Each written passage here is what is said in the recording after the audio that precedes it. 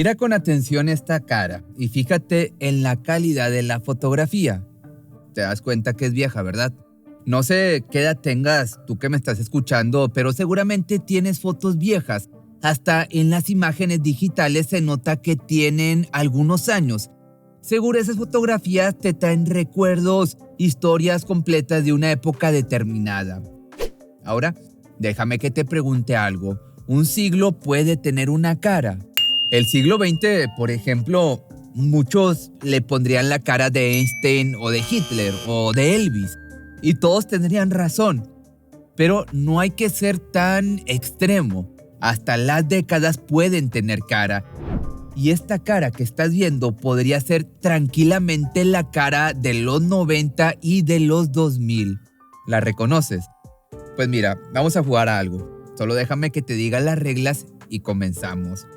Voy a contarte la historia de la persona en esta fotografía. Estará llena de pistas y puede que adivines quién es antes de que yo te lo diga. Si lo haces, me lo dejas en los comentarios en qué minuto del video lo sacaste y cuál fue la pista que te dio la respuesta. Ahora sí, vamos a empezar. Aunque triunfó en y desde los Estados Unidos, no nació en este país. Muchos ni siquiera se dan cuenta y, convengamos, a nadie le importa tampoco demasiado esto. Todos, eso sí, lo conocemos, así que estén seguros de que hablamos de alguien que no los decepcionará. Nuestro héroe nació el 17 de enero del año de 1962 en la ciudad de Newmarket, en Ontario, en Canadá. Este joven que vemos tan alegre fue el menor de 4 hermanos. Su madre, llamada Kaylin, era ama de casa. Su padre, que se llamaba Percy, era contador, pero lo que más le gustaba era tocar el saxofón. La madre de este joven sufría de problemas de salud crónicos, es decir, no había cura. La familia tenía que vivir con eso de la mejor manera posible, una lucha que recaía sobre todo en los hombros de Percy. Así, en medio de ese ambiente tenso, el chico pasaba mucho tiempo encerrado en su cuarto. Era muy pequeño, 7 u 8 años más o menos, no tenía con quién jugar y sus padres tenían, como te dije, sus propios problemas.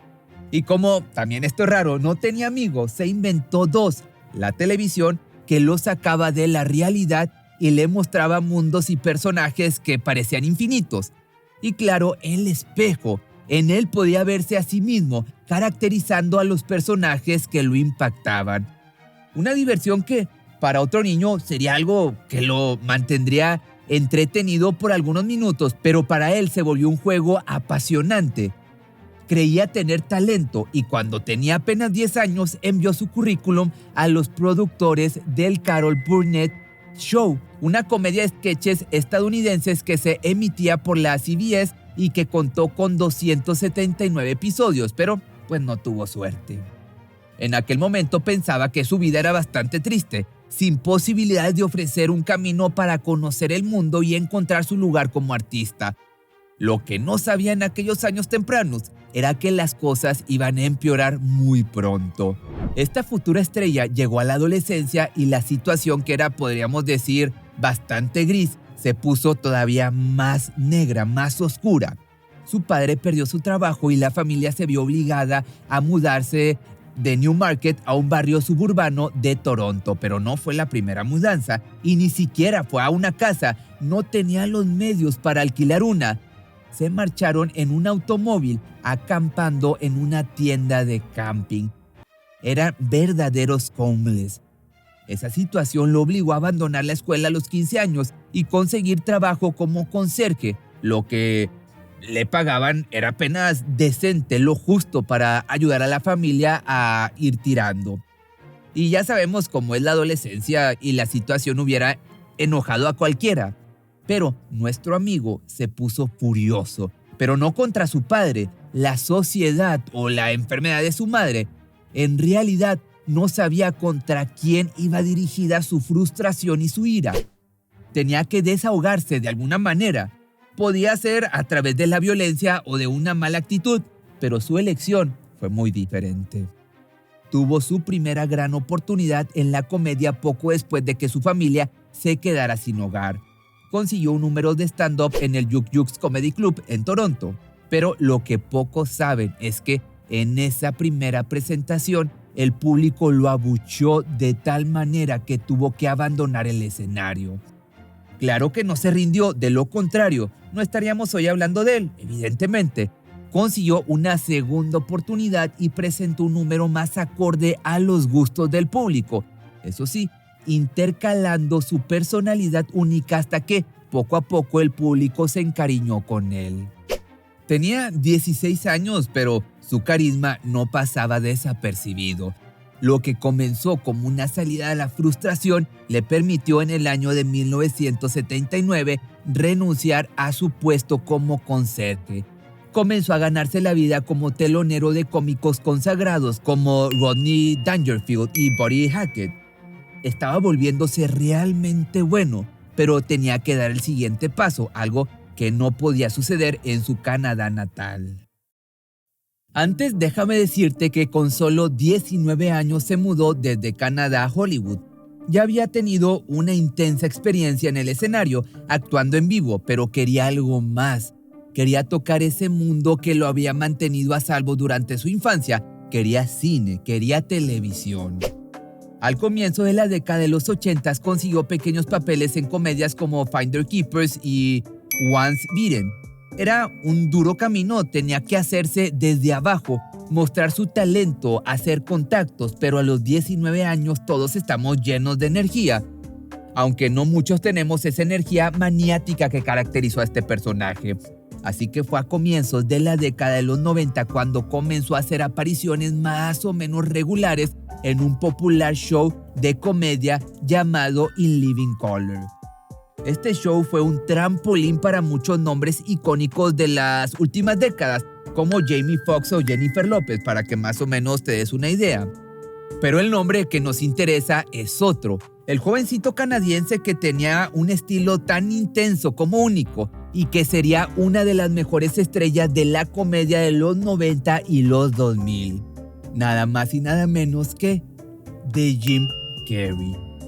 Ahora sí, te cuadra todo lo que te estuve platicando anteriormente a esto.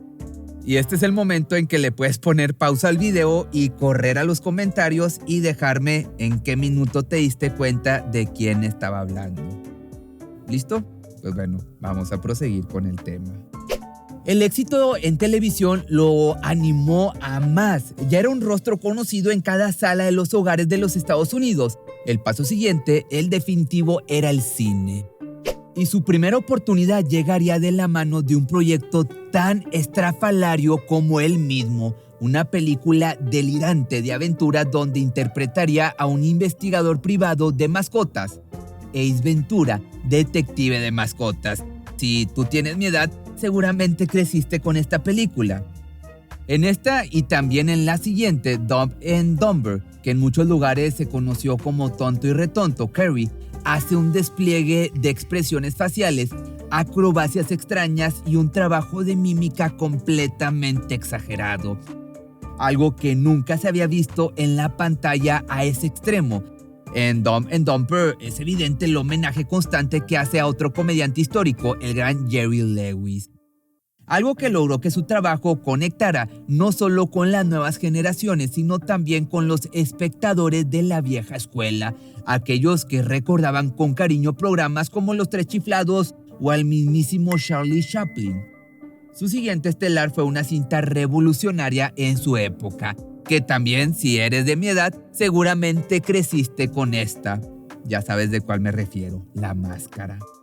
Combinado con sus habilidades físicas para el absurdo y la integración casi perfecta entre CGI e imagen real, con una jovencísima Cameron Díaz y con un argumento adaptado a un cómic sangriento al que le quitaron toda la violencia explícita, La Máscara fue un éxito inmediato, un éxito rotundo. Por su actuación en esa cinta recibió la primera de varias nominaciones al Globo de Oro. Pues Jim ha ganado 2 Globos de Oro, pero ninguno de ellos como comediante, sino por sus papeles dramáticos en The Truman Show y Man on the Moon. Esta última, una cinta biográfica del año del 99. Jim interpreta a Andy Kaufman, un comediante que realizaba actos tan alejados de lo que se considera comedia que sufrió el rechazo y el acoso de la prensa y del público. Quizás recordando su primera presentación en donde fue abuchado hasta verse obligado a huir. Carey se metió en el personaje con el mismo método de los grandes actores de carácter, viviendo en la piel de su personaje incluso cuando no estaba delante de las cámaras. Exigía que lo llamaran Andy en el set y no se quitaba la ropa de su personaje. Por otra parte, y 3 años antes, en el 96, Carey ganó $20 millones por su papel en The Cable Guy. Según se informa, esa fue la cantidad inicial más grande ganada por un actor de comedia en ese momento, claro. Sin duda él había recorrido un largo camino desde las luchas de su infancia. Su estilo, aparte como comediante, es exagerado y estrambótico. Hay que decirlo, no le ha gustado a todo el mundo y ha recibido críticas durísimas a lo largo de su carrera.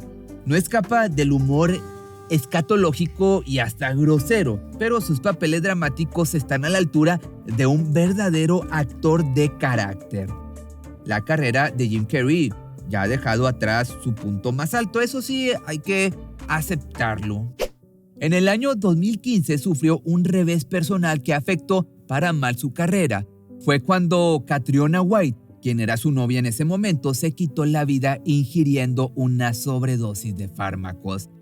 La familia de Catriona presentó una demanda contra él, acusándolo de haberle proporcionado los medicamentos y de haber generado un clima de opresión y violencia psicológica dentro de la pareja que habrían desencadenado la trágica decisión de su novia.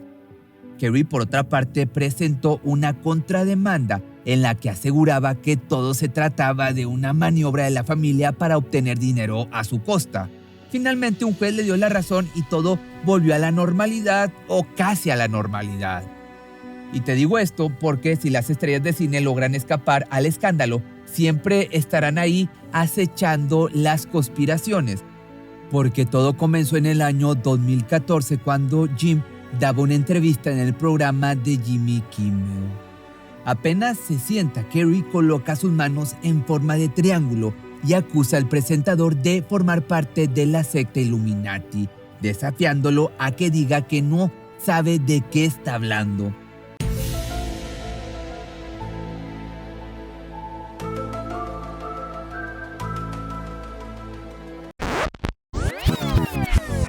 Hay quienes aseguran que después de ese desafío abierto lanzado por Jim, su carrera se cayó en picada y que la muerte de su novia fue parte de la advertencia que recibió por parte de la élite. Ahora mismo puedes encontrar muchas páginas que aseguran que ese incómodo momento entre Jim Carrey y el presentador se trató solo de una broma para promocionar su siguiente película, la secuela de Tonto y Retonto, aunque en ninguno explicó qué tiene que ver ese gesto y la alusión a los Illuminati con la trama. Pero, no obstante, más reposado y medido, un poco más espiritual, Jim logró reflotar su carrera. De igual forma, el chico canadiense que vivía en una tienda y que debió dejar la escuela ha aprendido mucho en el camino.